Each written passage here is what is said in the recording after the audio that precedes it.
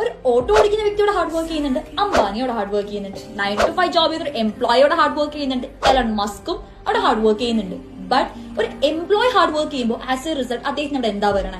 ഇല്ലെങ്കിൽ ഒരു ഓട്ടോ ഡ്രൈവറോട് ഹാർഡ് വർക്ക് ചെയ്യുമ്പോൾ ആസ് എ റിസൾട്ട് അദ്ദേഹത്തിന് എന്ത് ഔട്ട്പുട്ട് അവിടെ വരണേ? ഒരു ഓട്ടോ ഡ്രൈവർ എന്ന ലെവലിൽ നിന്നും ഒരുപടി മുന്നോട്ടേക്ക് അദ്ദേഹത്തിന് എടുത്തു വെക്കാൻ പറ്റുന്നുണ്ടോ? അല്ലെങ്കിൽ ഒരു എംപ്ലോയിനെ സംബന്ധിച്ച് ഒരു മിഡിൽ ക്ലാസ് ലൈഫ് സ്റ്റൈലിൽ നിന്നും ഒരു സ്റ്റെപ്പ് ഫ്രണ്ടിലോട്ട് പോകാൻ അദ്ദേഹത്തിനെ കൊണ്ട് പറ്റുന്നുണ്ടോ?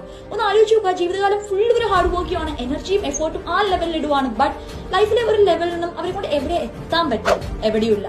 അതേസമയം ഈ കാറ്റഗറി ഓഫ് പീപ്പിളിനെ എടുത്ത് നോക്കുവാണ്, എലോൺ മസ്ക് ആയിക്കോട്ടെ, അംബാനി ആയിക്കോട്ടെ, അല്ലെങ്കിൽ ലൈഫിൽ സക്സസ്ഫുൾ ആയിട്ടുള്ള ഏതൊരു വ്യക്തിനെ എടുത്ത് നോക്കുകയാണെന്നുണ്ടെങ്കിലും അവരും ഹാർഡ് വർക്ക് ചെയ്യുന്നുണ്ട്. ബട്ട് അവരുടെ ഹാർഡ് വർക്കിന്റെ റിസൾട്ട് ആയിട്ട് എല്ലാ മാസം കൂടുമ്പോഴും ഇല്ലെങ്കിൽ 6 മാസം കൂടുമ്പോൾ ഇല്ലെങ്കിൽ 5 വർഷം കൂടുമ്പോൾ അവർ ലൈഫിൽ എവിടെയെങ്കിലും റീച്ച് ആവുന്നുണ്ട്. റൈറ്റ്. സോ എനിക്ക് നിങ്ങളോട് ഒരൊറ്റ ക്വസ്റ്റിനെ ചോദിക്കാനുള്ളൂ. നിങ്ങളും ഹാർഡ് വർക്ക് ചെയ്യുന്നുണ്ട്, എനിക്കറിയാം. ബട്ട് നിങ്ങൾ ഹാർഡ് വർക്ക് ചെയ്യുന്ന പ്ലാറ്റ്ഫോം അത് നിങ്ങൾ എവിടെ എത്തണം എന്ന് ആഗ്രഹിച്ചോ അവിടെ നിങ്ങൾ